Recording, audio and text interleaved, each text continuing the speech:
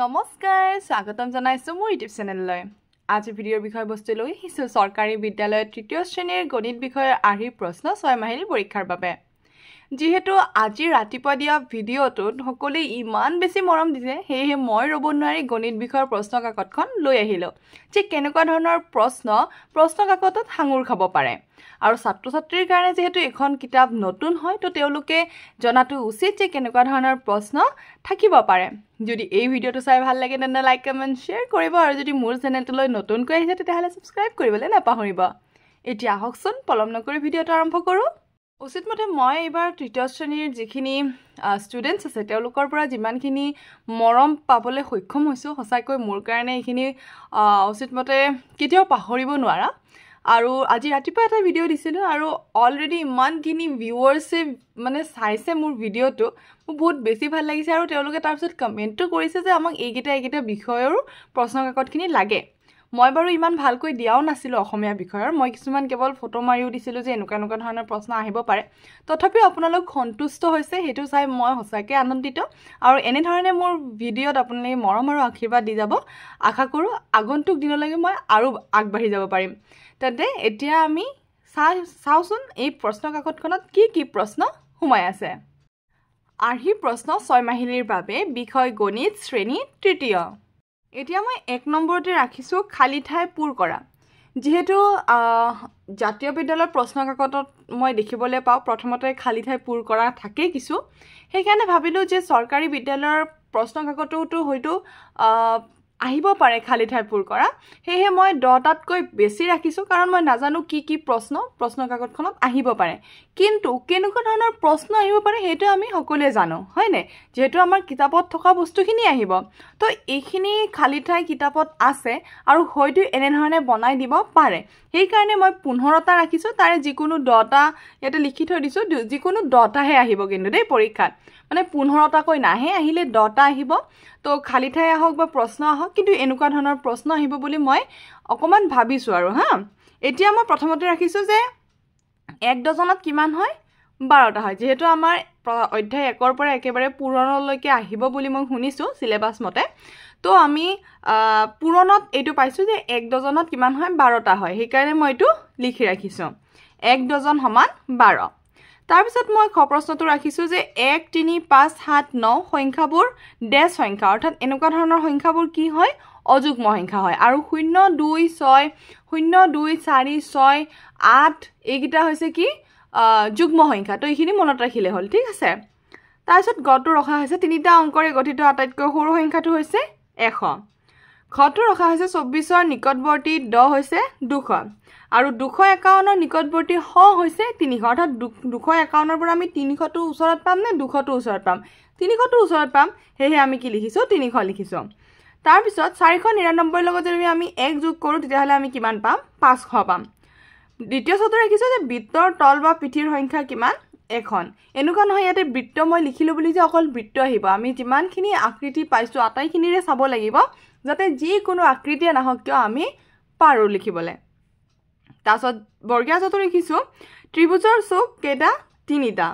ছটো লিখিছো 4টা অংকৰে লিখিব পৰা আটাইতকৈ সৰু সংখ্যাটো হ'ল কিমান 1000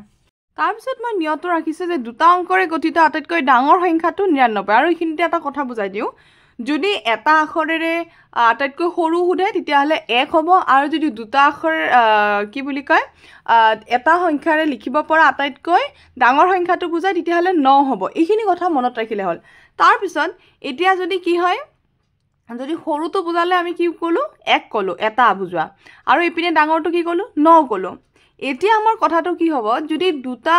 সংখ্যাৰে বুজোৱা আটাইতকৈ ডাঙৰ সংখ্যা হয় তেতিয়াহলে 9ৰ লগত এটা 9 যোগ কৰি দিম যদি 3টা হোধে 9 9 9 যদি 4টা হোধে 9 9 9 9 9 অৰ্থাৎ 9 4টা 5টা হোধিলে 9 5টা এনেকুৱা ধৰণে আনহাতে সৰু যদি হোধে তেতিয়াহলে আমি 1ৰ লগত 0 দি যাম ঠিক আছে যদি আমাক সৰু আটাইতকৈ এটা সংখ্যাৰে হোধে তেতিয়াহলে 1 হ'ব তাৰ পিছত দুটা হোধিলে 1 0 হ'ব 10 হ'ব তাৰ পিছতটো হ'ব 1 0 0 তিনিটা হলে 100 হ'ব 4টা হলে 1000 হ'ব এনেকুৱা ধৰণৰ ঠিক আছে 0 বহুৱাই গলে হ'ল এই হিচাপে ঠিক আছে ইয়াতে যেনে ধৰণে মই লিখিছিলো যে 4টা অংকৰে লিখিব পৰা আটাইতকৈ সৰু সংখ্যাটো 1000 অৰ্থাৎ কিমান হ'ল 1ৰ লগত কেইটা শূন্য বহিছে 3টা এনেধৰণে লিখিবলৈ চেষ্টা কৰিলে হ'ল যেনেকুৱাই নিদিয়ক কিয় ডাঙৰ সংখ্যা সুধিলে 999 সৰু সংখ্যা সুধিলে 1ৰ লগত 000 কাৰণ মই যিকেইটা দিছোঁ সেইকেইটা নিদিবও পাৰে 3টা আখৰেৰে যোৱা ডাঙৰ সংখ্যাও দিব পাৰে হয়নে 5টা আখৰেৰে যোৱা আটাইতকৈ সৰু সংখ্যাটোও দিব পাৰে সেইকাৰণে মই এইখিনি বুজাই দিছোঁ তাৰপিছত মই ইয়াতে মূৰ্ধন্য তটো ৰাখিছোঁ যে 502 যোগ কিমান কৰিলে আমি 500 কিমান 48 পাম তো আমাৰ কি হ'ব 502 লগত যদি আমি 46 যোগ কৰি দিওঁ তেতিয়াহ'লে আমি কিমান পাম আমি 548 পাম তাৰপিছত মূৰ্ধন্য তটো ৰাখিছোঁ যে 850 বিয়োগ 750 তো কিমান হ'ব 100 ইয়াতে মই খালী ঠাই কৰি ৰাখিছোঁ সকলোৱে বিয়োগ যোগ ধুনীয়াকৈ চালে হ'ল দেই তাৰপিছত মই আৰু এটা ৰাখিছোঁ যে শূন্যৰ লগত যিকোনো সংখ্যা পূৰণ কৰিলে পূৰণফল কি হয় খালী ঠাই দিয়া হৈছে অৰ্থাৎ কি হ'ব শূন্যই হ'ব শূন্যৰ লগত যি সংখ্যাই পূৰণ কৰা নাযাওক কিয় সদায় সেই সংখ্যাটো কি হ'ব শূন্যই হ'ব তাৰপিছত আকৌ এটা ৰাখিছোঁ যে দুটা সংখ্যাৰ গুণফল 16 যদি তাৰে এটা সংখ্যা 2 হয় তেন্তে আনটো সংখ্যা হ'ব এতিয়া কথাটো হৈছে আমি 16 ইয়াতে আমাক দিছে যে দুটা সংখ্যাৰ গুণফল 16 দুটা সংখ্যাৰ গুণফল মানে পূৰণৰ কথা কৈছে এতিয়া কৈছে যে যদি তাৰে এটা সংখ্যা 2 হয় যদি 16ৰ এটা সংখ্যা কি হয় বুলি কৈছে 2 হয় নে আনটো কি হ'ব এতিয়া আমি 2 ভাগখন সকলোৱে জানো 2 কিমান গুণ 16 হ'ব সেইটো আমি জানিব লাগিব যে 2 কিমান গুণ 16 হ'ব তো আমি সকলোৱে জানো 2 কিমান গুণ 16 2 8 গুণ 16 তো আমাৰ এটো উত্তৰ আমি কেনেকৈ পালো 8 পালো অৰ্থাৎ যদি কি কৈছে যদি সংখ্যা এটাৰ যদি দুটা সংখ্যাৰ গুণফল 16 হয় তেতিয়াহ'লে যদি তাৰে এটা সংখ্যা 2 হয় তেন্তে আনটো সংখ্যা কি হ'ব লাগিব 8 হ'ব লাগিব 8 2 গুণ 16 এইটোৱে ট্ৰিক তাৰপিছত আৰু এটা ৰাখিছোঁ যে মঙ্গলবাৰ আৰু বৃহস্পতিবাৰৰ বাৰৰ মাজৰ বাৰটো হ'ল বুধবাৰ এনেকুৱা ধৰণৰ প্ৰশ্ন আহিব পাৰে যেহেতু আমাৰ বাৰৰ লগত কিছুমান ৰিলেটেড প্ৰশ্ন আছে মই ইমান চিয়ৰ নহয় দেই এইটো প্ৰশ্ন এইটো নাহিবও পাৰে ষ্টিল মই এইকাৰণে কৈছোঁ যিহেতু আমাৰ বাৰৰ লগত ৰিলেটেড কিছুমান প্ৰশ্ন দিয়া হৈছিলে তো আহিব পাৰে তো সেইকাৰণে মই এইটো দি ৰাখিছোঁ বাকী মই ইয়াতে 15টা খালী ঠাই পূৰ কৰা দিছিলোঁ কিন্তু পৰীক্ষাত যিকোনো 10টা আহিব আৰু এনেকুৱা ধৰণৰ আহিব পাৰে ঠিক আছে এতিয়া আমাৰ নেক্সট প্ৰশ্নটো কি ৰখা হৈছে সেইটো দেখাই দিছোঁ এতিয়া 2 নম্বৰত ৰখা হৈছে যে তলৰ সংখ্যাবোৰ অধক্ৰমত সজোৱা অধক্ৰম মানে কি আছিলে ডাঙৰৰ পৰা সৰুলৈ আৰু ঊৰ্ধ্বক্ৰম মানে কি আছিলে সৰুৰ পৰা ডাঙৰলৈ তো এইটো কনফিউজ হ'ব নালাগে যেতিয়া আমি সংখ্যাবোৰ খেলিমেলিকৈ দিয়া দেখিবলৈ পাম তেতিয়া অধক্ৰমত সজাব দিলে আমি ডাঙৰৰ পৰা ধুনীয়াকৈ সজাই গ'লে হ'ল আনহাতে ঊৰ্ধ্বক্ৰমত দিলে আমি কি কৰিব লাগিব সৰুৰ পৰা ধুনীয়াকৈ সজাই গ'লে হ'ল ঠিক আছে যেহেতু কিতাপত আছে এইটো এনেকুৱা ধৰণৰ প্ৰশ্ন তো পৰীক্ষাত কিন্তু আহিব পাৰে এইখিনি চিয়ৰ মই যে এই আহিবই মানে অধক্ৰম আৰু ঊৰ্ধ্বক্ৰম আহিবই তো এইখিনি আকৌ এবাৰ কৈ দিছোঁ যেহেতু ইয়াতে খেলিমেলিকৈ সকলো দিয়া আছে তো আমি কি কৰিব লাগিব অধক্ৰমত সজাব লাগিলে আমি ডাঙৰৰ পৰা সৰুলৈকে ধুনীয়াকৈ সজাই যাব লাগিব অৰ্থাৎ প্ৰথমে আমি 64 লিখিলোঁ 52 লিখিলোঁ তাৰপিছত আমি 38 লিখিলোঁ 23 লিখিলোঁ 10 লিখিলোঁ অৰ্থাৎ ডাঙৰৰ পৰা সৰুলৈ ধুনীয়াকৈ সজাই গৈছোঁ 3 নম্বৰত ৰাখিছিলোঁ যে তলৰ সংখ্যাবোৰ ঊৰ্ধ্বক্ৰমত সজোৱা তো ঊৰ্ধ্বক্ৰম হ'লে কেনেকুৱা হ'ব সৰুৰ পৰা ডাঙৰলৈকে যাব যেনেকৈ ইয়াতে খেলিমেলিকৈ দিয়া আছিলে তো প্ৰথমে আমি সৰুটো লিখিছোঁ 8 লিখিছোঁ তাৰপিছত 15 29 31 আৰু 92 ঠিক আছে তো সৰুৰ পৰা ধুনীয়াকৈ সজাই যাব লাগিব এই দুটা জাষ্ট এইটো মনত ৰাখিলে হ'ল যে অধক্ৰম মানে হৈছে ডাঙৰৰ পৰা ঊৰ্ধ্বক্ৰম মানে হৈছে সৰুৰ পৰা এইখিনি মনত ৰাখিবলৈ চেষ্টা কৰিলে হ'ল তাৰপিছত তলৰ সংখ্যাবোৰৰ বিস্তৃত ৰূপ লিখিব দিছে বিস্তৃত ৰূপ এনেকুৱা ধৰণৰ যে আমি আৰু এটা কথা মই এইখিনিতে বুজাই দিছোঁ বিস্তৃত ৰূপ কেনেধৰণে 2ৰ পিছত দুটা সংখ্যা আছে সেই দুইটা সংখ্যাতে আমি কি কৰিব লাগে শূন্য বহাই দিলে হ'ল 4ৰ পিছফালে এটা সংখ্যা আছে তো আমি তাৰ পিছপিনে কি বহাই দিম শূন্য বহাই দিম অৰ্থাৎ এই ধৰণে 2ৰ পিছপিনে দুটা সংখ্যা দেখিছোঁ তো দুটা শূন্য বহাই দিছোঁ 4ৰ পিছপিনে এটা সংখ্যা দেখিছোঁ তো এটা শূন্য বহাই দিছোঁ আৰু 7টো অকলে আছে অকলে বহাই দিছোঁ এনেকুৱা ধৰণে আমি এই ট্ৰিকবিলাক যদি ল'ব পাৰোঁ তেতিয়া আমাৰ কোনো ধৰণৰ অংক ভুল নহয় ঠিক আছে অৰ্থাৎ এতিয়া আমি 247ক কেনেধৰণে বিস্তৃত ৰূপত লিখিছোঁ 200 যোগ 40 যোগ 7 একেধৰণে 415 400 যোগ 10 যোগ 5 ইয়াতে মই যিকেইটা সংখ্যা দিছোঁ সেইকেইটা সংখ্যা হয়তো নিদিব পাৰে বেলেগ ধৰণৰ সংখ্যাও দিব পাৰে কিন্তু কনচেপ্টটো এইটোৱে হ'ব যে যেটা সংখ্যা নাথাকক তাৰে পিছত আমি শূন্য বহাই দি গ'লে হৈ গ'ল হ'ব বুজি পোৱা গৈছে তাৰপিছত আমাক এনেকুৱা ধৰণৰ দিব পাৰে যে তলৰ সংখ্যাবোৰৰ স্থানীয় মান আৰু নিজা মান লিখা এতিয়া স্থানীয় মান কোনটো হ'ব যে স্থানীয় মান হ'ব সেই সংখ্যাটো কোনটো স্থানত আছে লাইক এককত আছে এনে দশকত আছে এনে শতকত আছে নে হাজাৰত আছে কথাটো কৈছোঁ হাজাৰটো বাৰু নাই দিয়া আমাক কিন্তু এককত আছে নে দশকত আছে নে শতকত আছে আমি সেইটোৰ কি হ'ব স্থানীয় মান হ'ব যেনেধৰণে 130 30টো কিহত আছে 3 দহত আছে অৰ্থাৎ 30 হৈছে অৰ্থাৎ ই দহকৰ স্থানত আছে ঠিক আছে আৰু তাৰ নিজা মান কোনটো হ'ব সেই সংখ্যাটো নিজেই হ'ব নিজা মানটো কি হ'ব যেটো সংখ্যা আমাক সিলেক্ট কৰি থব সেই সংখ্যাটো নিজেই হ'ব কি নিজা মান সেই সংখ্যাটোৰ নিজা মান সেই সংখ্যাটোই হ'ব তো এতিয়া ধৰক 130 দিয়া আছে আমি লিখিলো স্থানীয় মান 30 বা 3 দহ লিখিলো আৰু ইপিনে আমি নিজা মান কি লিখি দিলো 3 লিখি দিলো যেহেতু ইয়াৰ নিজা মান কি হ'ব হি নিজেই হ'ব একে ধৰণে 521 500 বা 500 লিখিছো আৰু ইপিনে তাৰ নিজা মান কি হ'ব 5 টো নিজেই হ'ব একে ধৰণে 235 5 টো দিয়া আছে আমাক সিলেক্ট কৰি 5 বা 5 1 হ'ব আৰু ইপিনে নিজা মান কি হ'ব 5 এ হ'ব তো সংখ্যাবোৰ চেঞ্জ হ'ব পাৰে সংখ্যাবোৰ এনেকুৱা নহয় যে মই যেটো দিছো হেটোৱে হ'ব কিন্তু এনেকুৱা ধৰণৰ প্ৰশ্ন কাকতখনত হাঙুৰ খাব পাৰে তাৰ পিছত মই আৰু এটা ৰাখিছো এটো মই শিওৰ নহয় তথাপিও মই একানে ৰাখিছো যেহেতু কিতাপত আমি যিখিনি পাইছো সেইখিনি আমি পঢ়িব লাগিবই এখিনি যেহেতু আমাৰ কোনো ধৰণৰ আইডিয়া নাই যে প্ৰশ্ন কাকতখনত কি আহিব পাৰে ষ্টিল যেহেতু আমি এখিনি পাইছো কিতাপত সেই ধৰণে মই লিখিছো এতিয়া ইয়াতে লিখা হৈছে যে তলৰ আকৃতি কেইটাৰ চুক আৰু কাষ চিহ্নিত কৰা অৰ্থাৎ ইয়াতে কি কৰিব দিয়া হৈছে যে আকৃতি কেইটাৰ চুক আৰু কাষ কেইটা চিহ্নিত কৰিব দিয়া হৈছে মই ধুনিয়াকৈ লিখি ৰাখিছো এটো বৰ্গ হয় ইয়াৰ চুক আৰু কাষ চিহ্নিত কৰি ৰাখিছো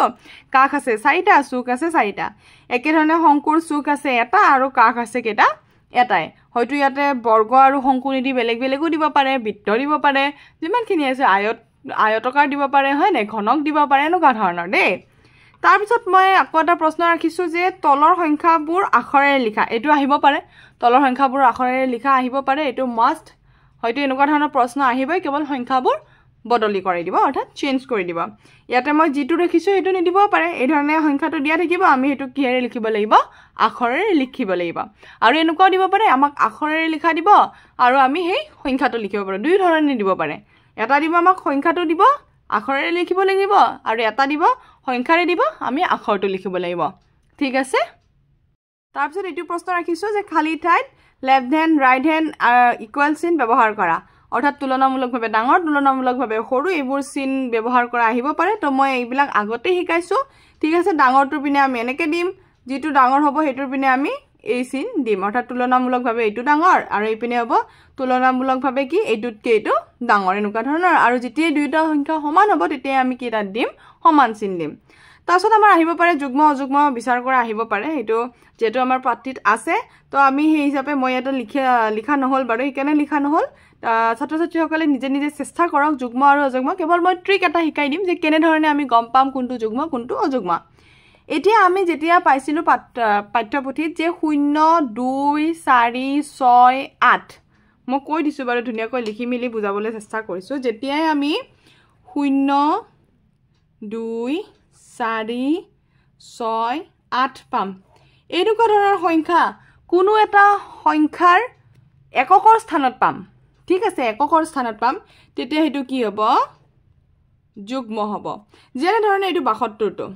ইয়াতে হাজাৰ অযুগ্ম থাকক কিন্তু এককৰ স্থানত কি আছে যুগ্ম আছে তেতিয়া সেই সংখ্যাটো কি হ'ব যুগ্ম হ'ব এইটো এটা যুগ্ম ঠিক আছে তাৰ পিছত এইটো এটা যুগ্ম ইয়াতে কিন্তু আমি হৰ জায়গাত আমি এটা যুগ্ম সংখ্যা পাইছো কিন্তু নহয় কাৰণ এইটো আমি চাব লাগিব কোনটো লক্ষ্য ৰাখিব লাগিব আমি এককটো লক্ষ্য ৰাখিব লাগিব ঠিক আছে তো এইকিটা আমি কি পালো যুগ্ম পালো যে যেতিয়া আমি কোনো সংখ্যাৰ এককৰ স্থানত এইকিটা সংখ্যা পাম তেতিয়া হলে কি হ'ব হেতু যুগ্ম হ'ব অন্যহাতে যেতিয়া আমি 1 3 5 7 9 এইকিটা যেতিয়া পাম এককৰ স্থানত তেতিয়া হলে হেতু কি হ'ব অযুগ্ম হ'ব এখিনি মই বুজাবৰ কাৰণে ধুনিয়াকৈ কৈ দিছো দেই যেতিয়া আমি এককৰ স্থানত 1 3 5 7 9 পাম তেতিয়া হেতু সংখ্যা কি হ'ব অযুগ্ম হ'ব যেনে ধৰণে এইটো 23 655 তাৰ পিছত 583 আশা কৰো সকলোৱে ধুনিয়াকৈ বুজি পাইছে এইখিনি কথা এতিয়া মই আৰু কেইটামান প্ৰশ্ন ৰাখিছো কিন্তু কিতাপৰ পৰা দেখুৱাবলৈ চেষ্টা কৰিম যেহেতু কিতাপত হিখিনি কথাই আছে কেৱল মাত্ৰ মই লিখি বহলাই থকাতকৈ মই ধুনিয়াকৈ দেখাবলৈ চেষ্টা কৰিম যে কিতাপৰ কি বস্তু পৰীক্ষাত আহিব পাৰে মতে মই আনিছো এইকিটা মই যি কৈছিলো যে 1 নম্বৰী প্ৰশ্ন হিচাপে কিন্তু এইখিনি আহিব পাৰে তো এইখিনি আমি চাব লাগিব ইয়াতে ধুনিয়াকৈ দিয়া আছে এটা অংকৰে গঠিত সৰু সংখ্যা ডাঙৰ সংখ্যা দুটা সংখ্যাৰে তিনিটা চাৰিটা এইখিনি কিন্তু আহিব পাৰে সেই কাৰণে আমি এইখিনি চাব লাগিব পিছত আমাৰ যোগ কৰা আহিবই মই যেহেতু আগতে ধুনীয়াকৈ যোগ কেনেধৰণে কৰা হয় মই পাঠ্যপুথিৰ আধাৰত থকা যিমানখিনি আছিলে মই ধুনীয়াকৈ শিকাই দিছোঁ আপোনালোকে মোৰ ভিডিঅ'বোৰ চাব পাৰে যোগ কৰা এতিয়া মই আজি যোগ বা বিয়োগ নিশিকাওঁ কাৰণ যোগ বিয়োগ অলৰেডি মই শিকাইছোঁ যে কেনেধৰণে যোগ আৰু বিয়োগ আমি কৰিব লাগে আৰু পৰীক্ষাত কিন্তু যোগ বিয়োগ আহিবই আপোনালোকে ধুনীয়াকৈ মোৰ ভিডিঅ' চাই ল'ব এতিয়া আজি কেৱল মই কি শিকাম যে পুৰণৰ যেহেতু কোনো ধৰণৰ ভিডিঅ' আপলোড কৰা হোৱা নাই সেইকাৰণে মই ছাত্ৰ ছাত্ৰীক এটাকৈ হ'লেও পুৰণ শিকাবলৈ চেষ্টা কৰিম যাতে তেওঁলোকে আহি থাকিবলগীয়া পৰীক্ষাত ধুনীয়াকৈ যোগ বিয়োগ পুৰণ কৰিব পাৰে যেহেতু আমাৰ পুৰণলৈকে আহিব বুলি মই শুনিছোঁ চিলেবাছত তো মই পুৰণখিনি শিকাবলৈ চেষ্টা কৰিম আৰু এনেকুৱা ধৰণৰ কথা অংক আহিব অলৰেডি দিয়া হৈছে আপোনালোকক চেনেলৰ জৰিয়তে কথা অংক আহিবই বিয়োগৰ হওক পুৰণৰ যোগৰ হওক পুৰণৰ হওক কথা অংক আহিব আৰু এইখিনিতে আৰু এটা কথা ক'ব খুজিছোঁ যে এনেকুৱা ধৰণৰ ক অংকৰ লগত খ অংক মিলোৱা আহিব পাৰে ঠিক আছে তো এইবিলাক আমি সকলোৱে ধুনীয়াকৈ চাব লাগিব অৰ্থাৎ যোগ যদি আমি কৰিব পাৰিছোঁ সেয়া যেনেকুৱাই নহওক ক অংকৰ লগত খ অংক মিলোৱাই হওক কিবাই হওক বিয়োগ যদি আমি শিকিব পাৰিছোঁ তেতিয়া আমাক যেনেকুৱাই অংক নিদিয়ক কিয় আমি কৰিব পাৰিমেই এয়া হৈছে বিয়োগ অলৰেডি মই ধুনীয়াকৈ দিছোঁ আপোনালোকে যিসকলে বিয়োগ এতিয়ালৈকে বুজি পোৱা নাই আপোনালোকে এই চেনেলটোলৈ যাওক আৰু যাই ধুনীয়াকৈ গোটেইখিনি দিয়া আছে দেই গোটেইখিনি দিয়া হৈছে যে বিয়োগ কেনেকৈ যোগ কেনেকৈ কৰা হয় আপোনালোকক ৰিকুৱেষ্ট কৰিছোঁ কেৱল আপোনালোকে ভুল নকৰিব যি কৰিব সঠিককৈ কৰিবলৈ চেষ্টা কৰিব একেলগে এইখিনিও দেখাই দিছোঁ যে ইন্ধন ব্যৱহাৰ কৰা কিছুমান যান বাহন ইপিনে ইন্ধন ব্যৱহাৰ নকৰা কিছুমান যান বাহন যদি পৰীক্ষাত আহে তেতিয়াহ'লে আপোনালোকে এইখিনি কৰিব এয়া ইন্ধন ব্যৱহাৰ কৰা যেনে বাছ মটৰচাইকেল উৰাজাহাজ ৰেলগাড়ী ইন্ধন ব্যৱহাৰ নকৰা চাইকেল পানী জাহাজ ঠেলা ৰিক্সা ই ৰিক্সা এইবিলাক ঠিক আছে আৰু এইখিনিতে কওঁ পূৰণ কৰিবলৈ আপোনালোকে কিন্তু পূৰণৰ নেওতা জানিব লাগিব সেয়েহে সকলোৱে পূৰণৰ নেওতা মুখস্থ কৰিব আৰু আপোনালোকে যদি বিচাৰে যে পূৰণৰ যিটো পাঠ আছে সেইটো মই এক্সট্ৰাকৈ ভিডিঅ' কৰি দিব লাগে তেতিয়াহ'লে মই কৰি দেখাই দিম আটাইখিনি ধুনীয়াকৈ বুজাই দিম এতিয়া মই এটা মাত্ৰ বা এটাতকৈ বেছি আৰু অলপ দুটা সংখ্যা থকা বা এটা সংখ্যা থকা এই ধৰণে মই পূৰণ কৰি দিবলৈ চেষ্টা কৰিছোঁ এতিয়া আমাৰ পাঠ্যপুথিত এনেকুৱা ধৰণৰ অংক দিয়া আছে পূৰণৰ ঠিক আছে এইটো হৈছে 34 আৰু 10 অৰ্থাৎ 36 আৰু ইপিনে 10ক আমাক পূৰণ কৰিব দিছে কেনেধৰণে কৰিব লাগিব অকণমান যে শূন্যৰ লগত আমি যি সংখ্যাই পূৰণ নকৰোঁ কিয় সদায় কি হ'ব শূন্য হ'ব প্ৰথমে আমি শূন্যৰ লগত এই সংখ্যাটো পূৰণ কৰিম ঠিক আছে 4 গুণ কিমান হ'ব শূন্যই হ'ব ঠিক আছে 0 গুণ কিমান হ'ব শূন্যই হ'ব তাৰপিছত 1 গুণ কিমান 4 আৰু 1 গুণ কিমান 3 0 4 3 এনেধৰণে আমি কি কৰিব লাগে পূৰণ কৰিব লাগে ঠিক আছে অৰ্থাৎ কি ক'লো প্ৰথমে আমি ষ্টেপ বাই ষ্টেপ যাম এই সংখ্যাটোৰ লগত ওপৰৰ এই সংখ্যাটো প্ৰথমে পূৰণ কৰিম তো আমি কিমান পাইছিলোঁ 0 পাইছিলোঁ তাৰপিছত এই সংখ্যাটোৰ লগত আমি এই সংখ্যাটো কৰিম ঠিক আছে তাৰপিছত আমি এইখিনি আমাৰ যেতিয়া কৰা হ'ব এইখিনি তাৰপিছত আমি এই সংখ্যাটোৰ লগত এইটো সংখ্যা কৰিম তাৰপিছত এই সংখ্যাটোৰ লগত এইটো কৰিম কৰি পেলাই আমি যিখিনি পালোঁ সেইখিনি পিছত কি কৰি দিম আমি যোগ কৰি দিম ঠিক আছে তো এইটো হৈছে নিয়ম তাৰপিছত ইয়াতে ধুনীয়াকৈ দিয়া হৈছে ইয়াতে এনেধৰণে দিয়া হৈছে আৰু যেতিয়া 10 থাকিব এইবিলাকটো ইজি হয় ডাইৰেক্ট আমি শূন্যটো বহাই দিলে হ'ল বাকি আমি পূৰণ কৰি পেলাই এইকেইটা কৰি দিলে হ'ল ইয়াতে যেনেধৰণে দিয়া হৈছে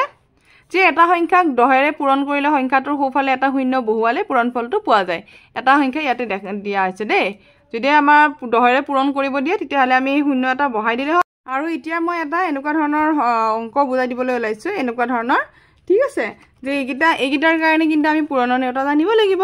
অকল এইকেইটা বুলি নহয় সবখিনিৰ কাৰণে আমি পূৰণৰ নেওতা জানিব লাগিব কিন্তু মই দেখাই দিছোঁ যে এতিয়া 6 গুণ কিমান 24 2টো আহিব পূৰণৰ চিহ্নত আৰু 4টো আহিব ক'ত সংখ্যাকেইটাৰ তলত এনেকুৱা ধৰণৰ তো একেবাৰে মানে ইজি হয়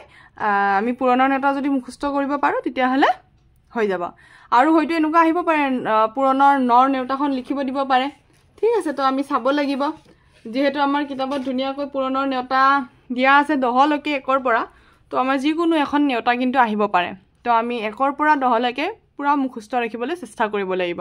বাকি অকমান পূৰণৰ কথা অংকৰ ধাৰণা দি দিছোঁ আৰু আপোনালোকক যদি ভিডিঅ' লাগে মোক কমেণ্ট কৰিলে হ'ল মই অতি শীঘ্ৰে এনেকুৱা ধৰণৰ মানে পুৰণৰ ভিডিঅ' আনিবলৈ চেষ্টা কৰিম ইয়াতে দিছে যে মেজখনৰ 4টা খুৰা 8খন মেজৰ কেইটা খুৰা এতিয়া কি কৈছে যে মেজ এখনৰ 4টা খুৰা ইয়াতে আমি কিমান দেখা পালোঁ 4টা দেখা পাইছোঁ কিন্তু যদি 8খন মেজ থাকে তেতিয়াহ'লে কেইটা খুৰা হ'ব আমি কি কৰিব লাগিব 4ক 8ৰে পূৰণ কৰি দিলে হৈ যাব